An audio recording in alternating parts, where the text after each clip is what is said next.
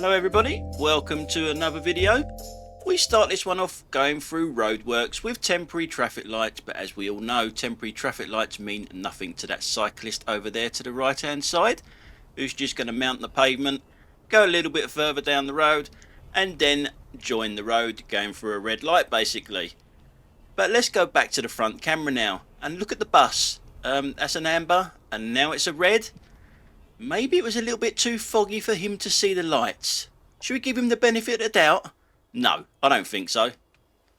Now the date on the dash cam is correct, it is August, and this is a foggy August morning. It's amazing how many people do not use their lights still. Even though it is August and you don't expect fog in August really, but a cyclist with no lights on in the fog. Now the camera's not doing this justice. It is actually a lot foggier than what it looks. Yeah, and he's got no lights on the back, no lights on the front, no helmet on, and nothing between the ears. So, not a very good cyclist, not a very good advert for cyclists, but at least he stayed to the left-hand side. And we go to the front camera now, we go back to the front rather I should say, and let's see if there's any cars or vehicles that have not got their lights on. Well, that one there's a 41, that would never pass an MOT. So, yeah. And this one here with no lights on again. It doesn't take much just to flick a little switch. So in this clip, there's Epsom Racecourse right in front of us, and I've put this clip on just to show you how foggy it is, because normally when you come here, you can see for miles across London and you can see the stadium, the racetrack, everything, but you can't see anything because the fog. That's how foggy it is. And yet the Burke in the Merc in front of me cannot put his lights on. They're just, you know, his arms are not long enough to actually flick that switch. You know, I mean, you see me on these roads quite often and you can see our visibility has changed, but these people will not do it. So, can you see a car in front of me?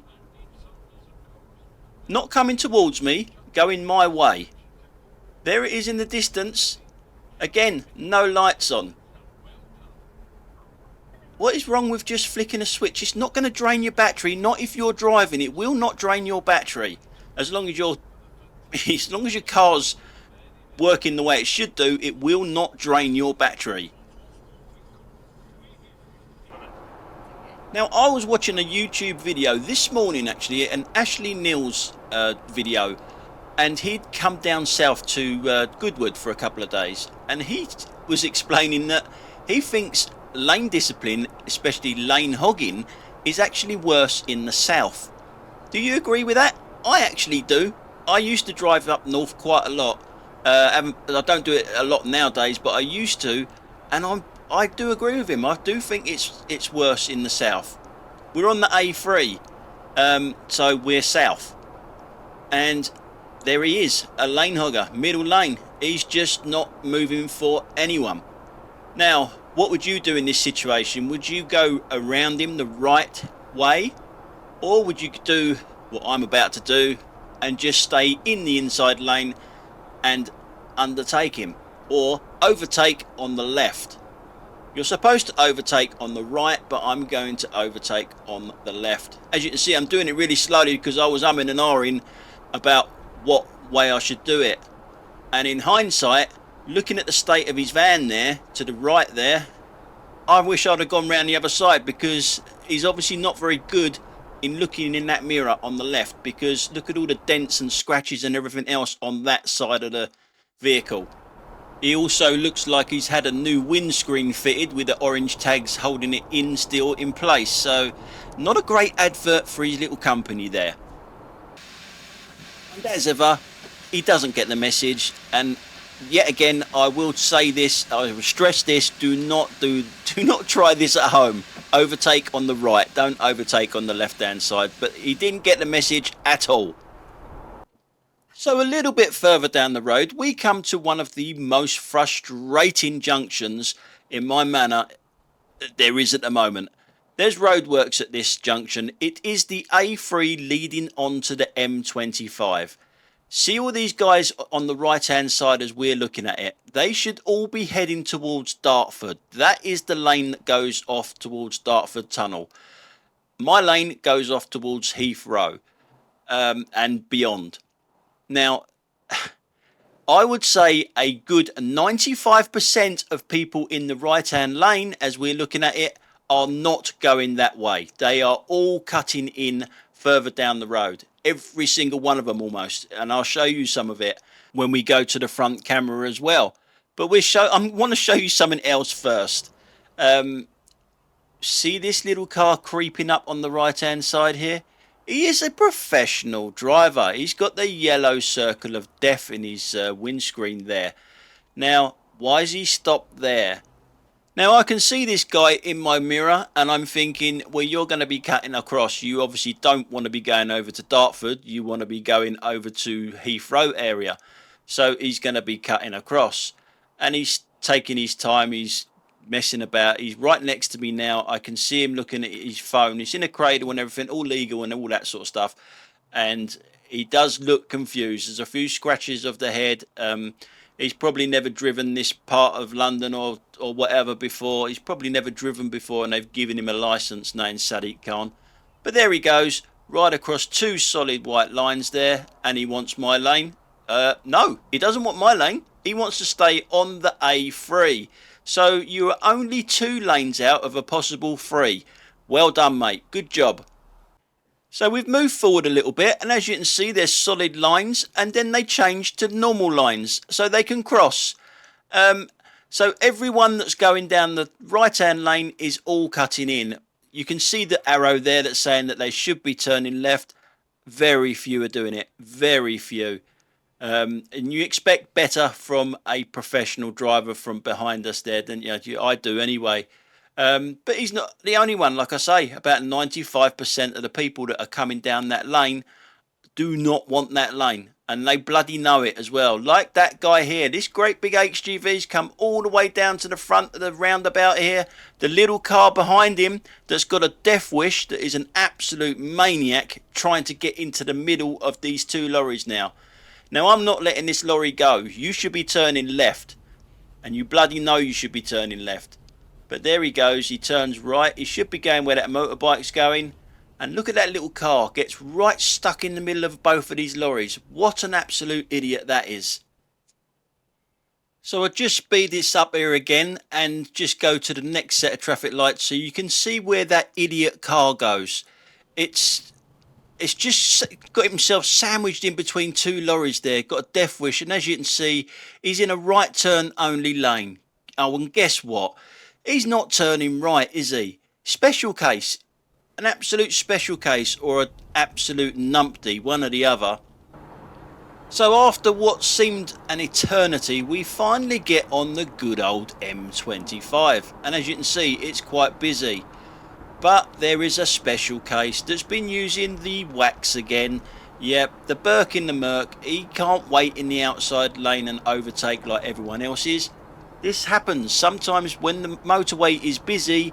We are still all overtaking, but it's slow because they're just because of pure weight of traffic. But him, oh no, he's gone all the way to the inside lane, which is now a slip road, and he's going all the way down the slip road, undertaking everything in sight. But as per usual, he doesn't want the slip road. He's not coming off.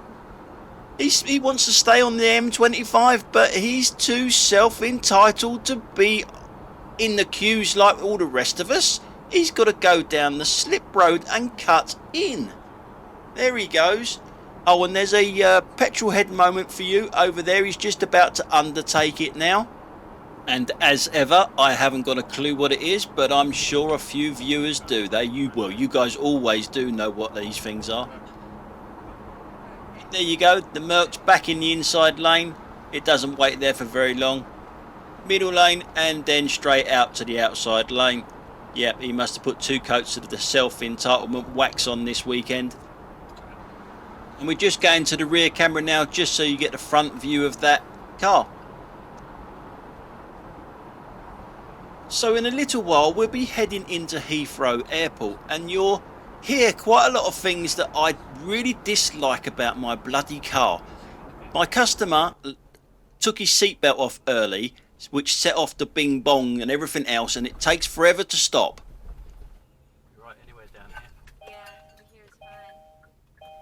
can't stop that noise, it keeps going. Now I get out the car, then the car can't find me in the car with the key, and then it sets off another bloody bing bong.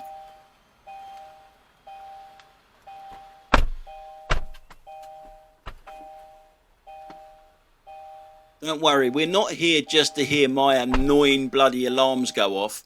In front of this Land Rover is a car that's actually reversing down here. This is a one-way street. Yep. I don't know whether it saw the cab behind it. The cab used the horn and then it just drives off. So I have no idea what it was doing. Now my other alarm's going off. Now we got this guy who just stops there. That's an active lane. Now this is your typical self-entitlement London taxi driver that just stops wherever the hell they want to. Now it should not be there. There are plenty of spaces further up the road. You just have to go and drive and find one and pull in. You don't do it there. That's ridiculous. Now I always say that you need to be really patient in an airport because there's a lot of people that they've never been to these places before. They are confusing sometimes. There's signs everywhere. But a London taxi driver, no, you don't get a pass for that one. You know exactly what you're doing is wrong. There are loads of spaces up here to the left and to the right. You just got to drive and drop these people off in the correct place. And there's bays, correct bays for you to do it. And you know that. So you don't get a pass on that one, I'm afraid. And we're not done yet here. It's a pedestrian that pisses me off this time, and he pisses me off royally because he's a fucking idiot. So after me saying everything about being patient and everything, I lose my rag because it's a zebra crossing. You know what a zebra crossing does, don't you? You know where to stand, you know all of that sort of stuff. You don't need to be Einstein to work out a zebra crossing or where not to stand in this case.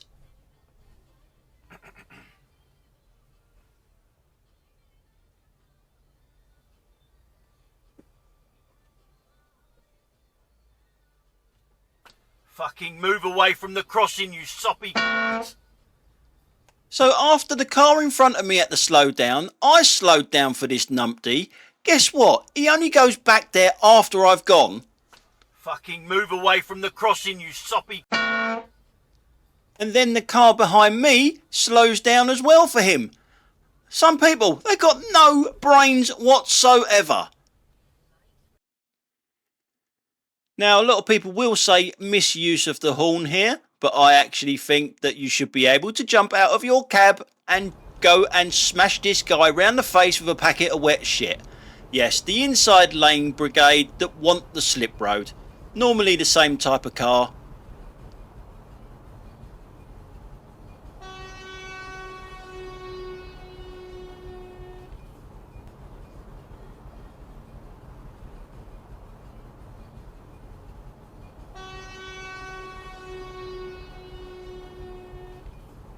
Obviously this happens every time I go past this junction, which is why I'm normally in the outside lane, and as soon as I get past the junction I just go straight over to the inside lane.